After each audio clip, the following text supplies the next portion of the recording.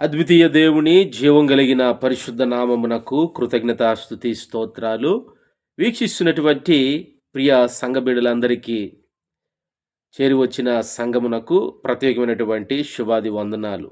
ప్రియ దేవుని సంగమా, ఈరోజు దేవుడు మనతో మాట్లాడేటువంటి అంశము, దేవుడిచ్చిన ఈ అద్భుతమైన తలంపును బట్టి దేవునికి కృతజ్ఞతలు. There is a great living stone and can save every one those who are come on the rock. దేవుడే ఆయన ఆ బండ నుంచి ఇశ్రాయేలీయులకు అద్భుతమైనటువంటి దాహాన్ని తీర్చే జలములను ఆ బండలో నుంచి ఇవ్వబడ్డాయి. ఆ బండ ప్రభువైన క్రీస్తు అని పౌలు భక్తుడు కొరింథీయ పత్రికలో వ్రాయటం అనేది చూస్తూ ఉన్నాం. అయితే ఈరోజు ఆ స్టోన్, ఆ రాయి కోసం కొన్ని అద్భుతమైనటువంటి మాటలను మనము చూసినట్లయితే, దేవుడు ఆ యొక్క బండ పైన, ఈ బండ పైన నా సంఘమును కట్టుదును అని ప్రభువు, ప్రియ దేవుని బిడ్డలారా, మత్తయి సువార్తలో తెలియపరుస్తూ ఉన్నారు. అయితే ఈరోజు దేవుని యొక్క ఉన్నతమైనటువంటి మహిమ కలిగినటువంటి ఈ రాతిని మనము కొన్ని స్థలాలలో 26 పుస్తకాల్లో మనము చూసినట్లయితే చూడండి, ఆ యొక్క అద్భుతమైనటువంటి దేవుడు మనుషులను కూడా కొన్ని పరిస్థితుల్లో రాళ్లతో, రాయితో పోల్చి ఉన్నాడు. ఇక్కడ మొదటగా 15వ అధ్యాయము నిర్గమకాండము, book of Exodus chapter 15 verse 5. 15:5 అగాధ జలములు వారిని కప్పెను, వారు రాతి వలె అడుగంటిపోయిరి. ఐగుప్తీయులను గూర్చి ఈ యొక్క ఈజిప్షియన్స్ దే బికేమ్ స్టోన్. ఈ అడుగంటిపోయేటువంటి deep water, the bottom of the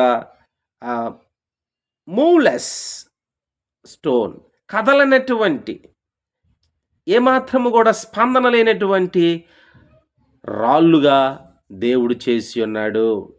ప్రియ దేవుని బిడ్డలారా, చూడండి ఎంత బలశాలుడుగా విర్రవీగేటువంటి ఈ ఇశ్రాయేలీయుల యొక్క శక్తి ముందు ఓడిపోయేటువంటి వారిగా ఈ యొక్క ఐగుప్తీయులను మట్టి కరిపించే పరిస్థితి.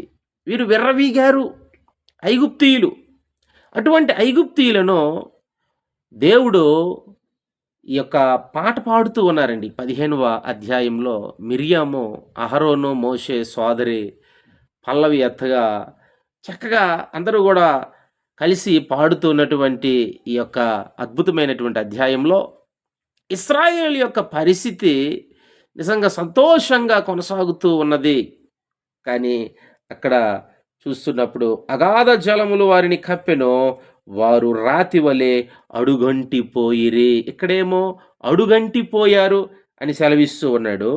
అదే నిర్గమాకాండం 15వ అధ్యాయము 16వ వచనంలో, యెహోవా నీ ప్రజలు అద్దరికి చేరు వరకు, నీవు సంపాదించిన ఈ ప్రజలు అద్దరికి చేరు వరకు నీ బాహుబలము చేత పగవారు రాతి వలె కదలకుందురు. అక్కడేమో మొదట 5వ వచనంలో అడుగంటిపోయే రాళ్ళుగా ఉన్నారు. ఇక్కడేంటంటే దేవుని బిడ్డలారా, అసలు కదలకుందురు అంటున్నాడు. రాతి ఎక్కడైతే పడి ఉంటుందో అది కదలనటువంటి పరిస్థితి, కదలనటువంటి. మొదటగా దేవుడు ఈ గర్వముతో విర్రవీగేటువంటి వ్యక్తులను కదలనటువంటి రాళ్ళుగా ఒక దగ్గర పడేస్తాడు. తరువాత అక్కడ అడుగంటిపోయే రాయిగా, అడుగును పడిపోయే రాయిగా చేస్తూ ఉన్నాడు. ఈరోజు ప్రియ దేవుని బిడ్డలారా, మనము కూడా గతంలో ఇటువంటి గర్వము, ఇటువంటి అహము, ఇటువంటి అనేకమైనటువంటి నాది ఈ జాతి, నాది ఈ కులము, నాది ఈ మతము అని చెప్పుకునేటువంటి గొప్ప గొప్ప విర్రవీగేటువంటి ఆ యొక్క స్వభావము ఇశ్రాయేలీయుల కోసము యేసు ప్రభువు మొదట వచ్చినప్పుడు, నేను ఇశ్రాయేలు కొరకే వచ్చి ఉన్నాను. ప్రియ దేవుని బిడ్డలారా, అయితే మీరు నన్ను స్తుతించట్లేదు.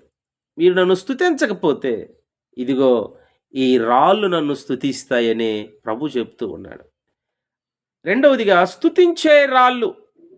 మొదటగా వాళ్ళేమో ఈ ఐగుప్తీయులను అడుగొంటి రాళ్ళుగా, కదలని రాళ్ళుగా చేస్తే, మనము గూడా అటువంటి భయంకరమైన పరిస్థితిలోనే అన్యులుగా, లోక సంబంధులుగా మనం ఉన్నప్పుడు, ప్రియ దేవుని బిడ్డలారా, మనలను ఇప్పుడు స్తుతించే రాళ్ళుగా దేవుడు చేశాడు. అంటే మనము స్తుతించే రాళ్ళు ఏంటండి? ప్రైజింగ్ స్టోన్స్ అంటే ఏంటి? అర్థమవ్వట్లేదా? జాగ్రత్తగా ఆలోచించండి.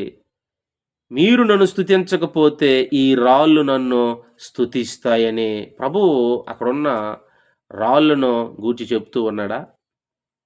మనము గూడా కఠినమైనటువంటి స్వభావము, మన హృదయము రాతి కంటే చూడండి, మరి మనకున్నటువంటి తిక్కన్న, ఎర్రన్న ఈ యొక్క పద్యాయాలు చూస్తాం.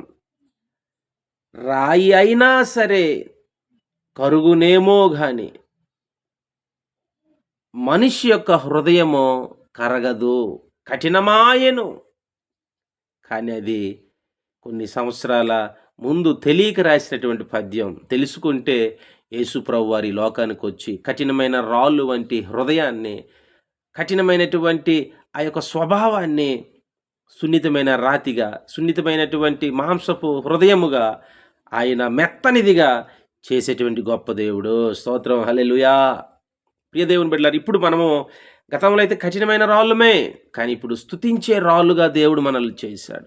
ఆరాధించే రాళ్ళుగా, ఆయన్ని సేవించే రాళ్ళుగా. ఇప్పుడు మనము పేతురు అంటాడు, పేతురు భక్తుడు, మనము సజీవమైన రాళ్ళము. దేవునికి స్తోత్రం, హల్లెలూయా. సజీవమైన రాళ్ళు, సజీవమైన రాళ్ళు దేవుని బిడ్డలారా, లివింగ్ స్టోన్స్. మనము సజీవమైనటువంటి రాళ్ళుగా దేవుడు మనల్ని ఎంపిక చేసి ఉన్నాడు. ఇక్కడ స్తుతించే రాళ్ళుగా మన జీవితాలు మార్చాడు. సజీవమైన రాళ్ళుగా ఆయన మనల్ని చేసి ఉన్నాడు. ఏ రాయినైతే ఈ రాతి మీద నా సంఘమును కట్టుదును. ప్రియ దేవుని బిడ్డలారా, దేవుణ్ణి, క్రీస్తుని, ప్రభువుని నువ్వు విసర్జించి 2025 సంవత్సరాలుగా మనము చరిత్రలో ఇంతవరకు ఎవరో కూడా బ్రతికి ఉండలేదు.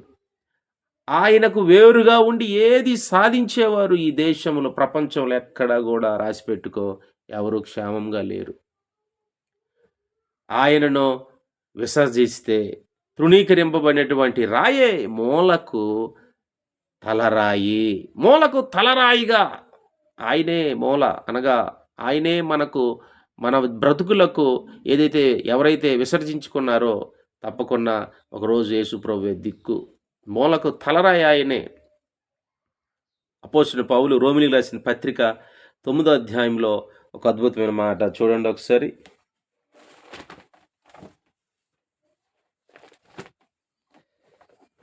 దేవుని బిడ్డలారా, రోమా పత్రిక 9వ అధ్యాయం చివరి వచనంలో, ఇదిగో నేను అడ్డురాతిని, అడ్డుబండను సియోనులో స్థాపించుచున్నాను, ఆయన యందు విశ్వాసముంచువాడు సిగ్గుపరచబడడు అని వ్రాయబడిన ప్రకారం వారు అడ్డురాయి తగిలి తొట్టుపడిరి. అడ్డురాయి, అడ్డురాయికి తగిలి తొట్టుపడ్డారు. ఎవరి అడ్డురాయి? ఇశ్రాయేలీలో శేషము బ్రతికించబడును అని విర్రవీగుతున్నటువంటి యూదులు. ప్రియ దేవుని బిడ్డలారా, ఈ యూదుల్ని కఠినపరచబడటానికి, అన్యులమైన మన బ్రతుకులను రక్షించటానికి, అన్యులమైన మన జీవితాలను సంఘములో చేర్చటానికి, మనలను నిత్యత్వానికి తీసుకువెళ్ళటానికి సమాంతరము అనేటువంటి కృప, యేసయ్యనందు విశ్వాసము ఉంచుట వలన ఈ రాళ్ళు నన్ను స్తుతిస్తాయి అన్నాడు కదా. ఆ ప్రవచనము ఈరోజు మన జీవితాల్లో అది నెరవేరి ఉన్నది. నిజానికి శరీర సంబంధంగా మనం యూదులము కాదు, మనము ఇశ్రాయేలులము కాదు. క్రైస్తవులందరూ కూడా క్రీస్తునందు విశ్వాసము ఉంచటం వలన శేషమైనటువంటి ఆ యొక్క యూదుల్లోకి చేర్చే కృప, వారిని పక్కన పెట్టాడు, బయట ఉన్నటువంటి మనల్ని లోపట పెట్టాడు. దేవుని బిడ్డలారా, ఎందుకంటే ఆయన అందరినీ కూడా ప్రేమిస్తూ ఉన్నాడు. దేవుడు లోకమును ఎంతో ప్రేమించెను. లోకమును ప్రేమించడం ఏంటండి? దేవుడు పరలోకమును ప్రేమించినంటే బాగుండు కానీ, దేవుడు లోకమును, అనగా ఆ లోకములో ఉన్నటువంటి ఆయనకి ఇష్టమైనటువంటి బిడ్డలు ఉన్నారు, ఆయన పిల్లలు ఉన్నారు. ఈ లోకములో మనం ఉన్నాం, మనల్ని ప్రేమిస్తూ ఉన్నాడు. అయితే ఈరోజు మన జీవితాల్లో ఎటువంటి రాయిగా నీవు నీ బ్రతుకును ముగించాలనుకుంటూ ఉన్నావు? అడుగంటి రాయిగా యొక్క దేవుని బిడ్డలారా ఐగుప్తీయులు కనిపిస్తూ ఉన్నారు. కదలని రాయిగా కనిపిస్తూ ఉన్నారు. కానీ మనము కదలని రాళ్ళము కాదు, అడుగంటి రాళ్ళము అంతకంటే కాదు గానీ, మనం ఎవరమంటే మనము సజీవమైన రాళ్ళము, స్తుతించే రాళ్ళము. ఈ యొక్క కృప నువ్వు పొందుకోవాలంటే ప్రభువుని నువ్వు సొంత రక్షకుడిగా అంగీకరించాలి. అప్పుడే నీ జీవితంలో నిజమైనటువంటి మానవ జీవితానికి ఒక పరమార్థం అనేది చివరికి నీ జీవితంలో ఇతరులకి మిగల్చగలవు. లేదంటే వారు ఆ రాయికి ఏమయ్యారండి? వారు అడ్డురాయి తగిలి తొట్రుపడిరి. నువ్వెక్కడికెళ్ళాలని, ఏం చేయాలన్నా ఈ లోకంలో కొద్ది కాలమే. తప్పకుండా ప్రతి మోకాలు వంగును, ప్రతి నాలుక ఒప్పుకొనునని ప్రభువు సెలవిస్తూ ఉన్నాడు. ప్రభువుకు మన జీవితాలు అప్పగించుకున్నప్పుడే మన హృదయాలు సంతోషం, ఆనందము, నిత్యత్వము, సమాధానము అన్నీ గూడా మనం అనుభవించగలం దేవుని బిడ్డలారా. కాబట్టి క్రీస్తుకు నీ హృదయాన్ని అప్పగించు. అద్భుతమైనటువంటి ప్రభువు ఆయన మన జీవితంలో చేసే చాలా శ్రేష్టమైనటువంటి ఆ యొక్క నిత్యత్వంలో ఆయన మన కొరకు సిద్ధపరిచి ఉంచి ఉన్నారు. అందులో మనం ప్రవేశించాలంటే మొదట భూమి మీదే మనము ఆ పరలోకాన్ని అనుభవించాలి. ప్రభువు ఇచ్చే రక్షణ అనుభవించాలి. ఈ యొక్క మన జీవితాలు చాలా రాళ్ళు చూడండి, ఆ యొక్క ఏటి ఒడ్డున ఆ నదుల ప్రవాహానికి, తుఫాన్లకు, గాలులకు, అనేకమైన తాకిడిలకు, దెబ్బలకు ఆ రాళ్ళు, ఆ నీటి అంచున, ఒడ్డున ఉన్నటువంటి రాళ్ళు కొన్ని వందల సంవత్సరాలకు అవి ఒక రూపము, ఒక అందమైనటువంటి ఒక దేవుని బిడ్డలారా, అవి ఒక చాలా చూడ్డానికి ఇష్టపడేటువంటి రాళ్ళుగా, కరుకుగా ఉన్నటువంటి ఆ ఏటి ఒడ్డున రాళ్ళు రూపము లేక ఒక ఒక దిమ్మలగా అసలు ఏమాత్రము కూడా లేనటువంటి ఆ రాళ్ళును ఈ నీటి ప్రవాహానికి ఎంత అద్భుతంగా అవి సుందరంగా ఆ నీటి దెబ్బలకు, ప్రవాహానికి అవి ఒక మనం ఇష్టపడేటువంటి షేప్‌లోకి వచ్చి ఉన్నాయి. మరి ఈరోజు వాక్యము, దేవుని యొక్క మాటలు, ఈ ఉపదేశము, ప్రవాహము నీ హృదయాన్ని చెక్కగలుగుతుందా? చాలామంది విని వదిలేసేవారిగా ఉన్నప్పుడు, అవి తీసుకోలేనప్పుడు ఎంత ఎన్ని వర్తమానాలు విన్నా వారి హృదయాలు కఠినమే. ఎన్ని తరాల్లో ఫరోలున్నారు గానీ, మోషే కాలంలో ఉండేటువంటి ఫరో మాత్రం కఠినుడండి. యోసేపు కాలంలో ఉన్న ఫరో చాలా అద్భుతంగా యోసేపు ఆ కలభావం చెప్తే చక్కగా నమ్మాడు. నువ్వు చెప్పే ఈ కాలం నిజమా, అబద్ధమా? ఆ యొక్క బలహీనమైన వెన్నెలు, బలహీనమైనటువంటి ఆ యొక్క ఆవులు ఇవి బయటికి వస్తున్నప్పుడు అవి బలహీనమైనవి, బలం కలిగిన వాటిని మింగివేయడమేంటి? ఈ కథ భావము ఇదా అని ఎక్కడా గూడా అపనమ్మిక ఉంచకుండా దాన్ని నిజంగా నమ్మాడు. కానీ తర్వాత వచ్చే ఫరోలు చూడండి. ఈ ఫరో చూడండి. ఈ ఫరో హృదయము కఠినమైనది. ఈరోజు నీ హృదయం ఎలా ఉంది? అడుగంటిపోయే నీ జీవితానికి, కదలనేటువంటి నీ జీవితానికి ఇంకా అలా ఉంటే అడ్డుగా ఈయన ఉంటాడు. అలా మన జీవితాలు కాకుండా ప్రభువుకి అప్పగించుకొని ప్రభు చిత్తాన్ని చేద్దాం. నిజమైనటువంటి జీవితానికి సార్థకాన్ని మనము కలిగిద్దాం. అట్టి కృప దేవుడు మనందరికి అనుగ్రహించునుగాక. ఆమేన్. ఆమేన్. ఆమేన్. ఆమేన్.